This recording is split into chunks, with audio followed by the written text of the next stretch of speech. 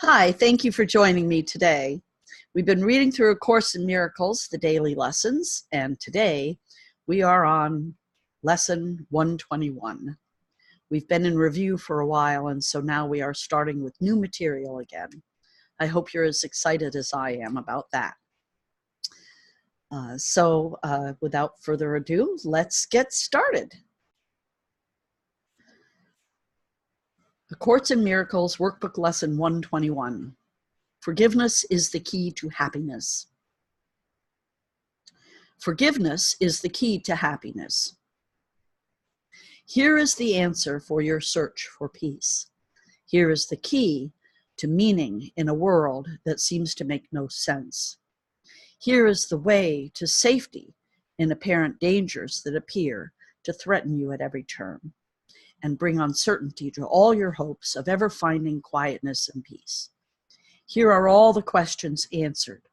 Here, the end of all uncertainty ensured at last. The unforgiving mind is full of fear and offers love no room to be itself, no place where it can spread its wings in peace and soar above the turmoil of the world. The unforgiving mind is sad without hope of respite and release from pain.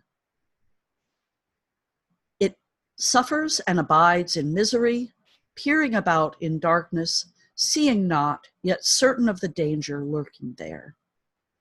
The unforgiving mind is torn with doubt, confused about itself and all it sees, afraid and angry, weak and blustering, afraid to go ahead, afraid to stay, afraid to waken or to go to sleep, afraid of every second, yet more afraid of stillness, terrified of darkness, yet more terrified at the approach of light. What can the unforgiving mind perceive but its damnation? What can it behold except the proof that all its sins are real? The unforgiving mind sees no mistakes, but only sins. It looks upon the world with sightless eyes and shrieks as it beholds its own projections rising to attack its miserable parody of life. It wants to live, yet wishes it were dead. It wants forgiveness, yet it sees no hope. It wants escape, yet can conceive of none because it sees the sinful everywhere. The unforgiving mind is in despair, without the prospect of a future which can offer anything but more despair. Yet it regards its judgment of the world as irreversible and does not see that it has condemned itself to this despair. It thinks it cannot change, and for what it sees bears witness that its judgment is correct. It does not ask because it thinks it knows. It does not question. It's certain it is right.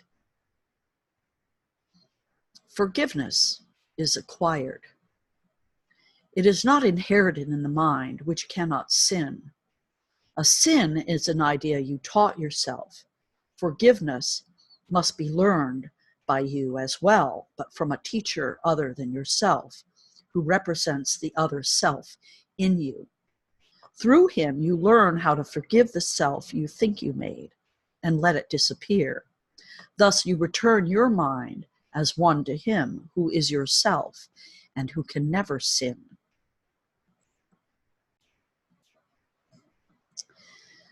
Each unforgiving mind presents you with an opportunity to teach your own how to forgive itself. Each one awaits release from hell through you and turns to you imploringly for heaven here and now.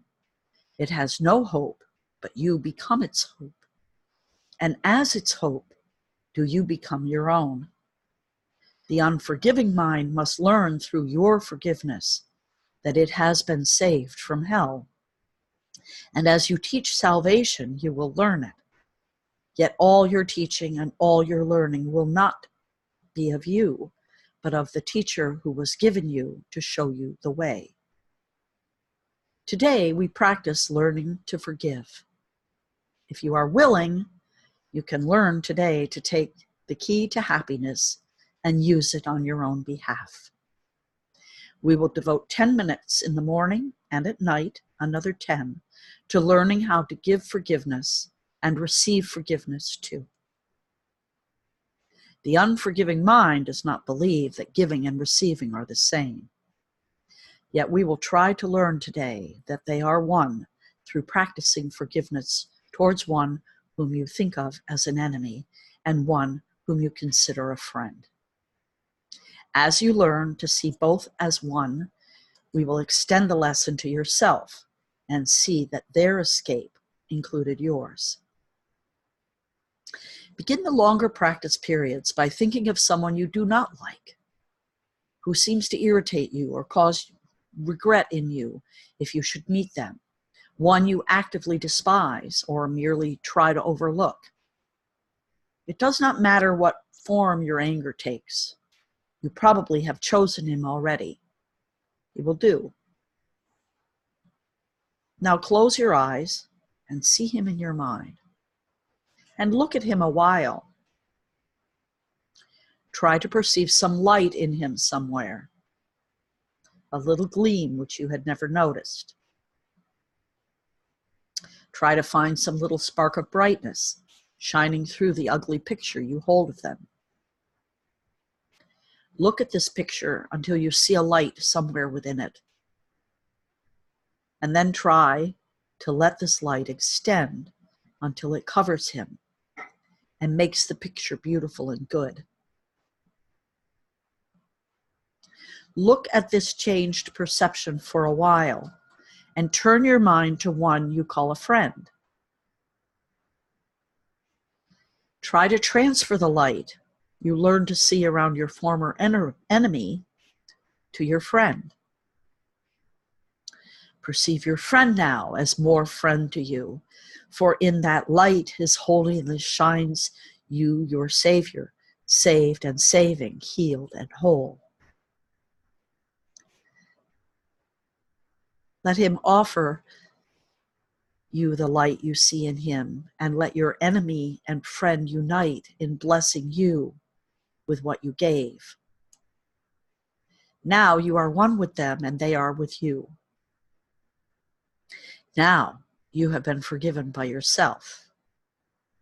Do not forget throughout the day the role of forgiveness plays in bringing happiness to every unforgiving mind, with yours among them.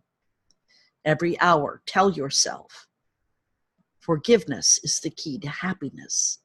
I will awaken from the dream that I am mortal, fallible, and full of sin, and know I am the perfect child of God.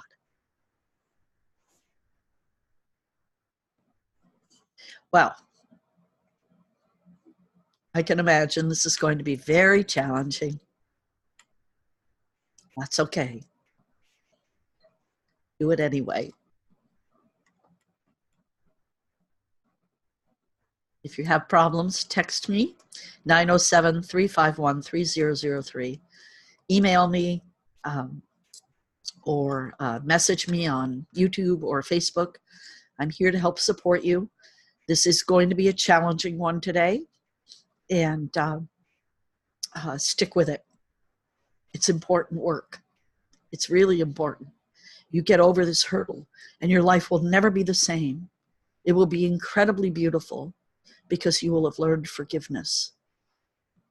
And I can't tell you how important that is. I'm here for you. Have a beautiful day. I will see you here tomorrow. In the meantime, namaste.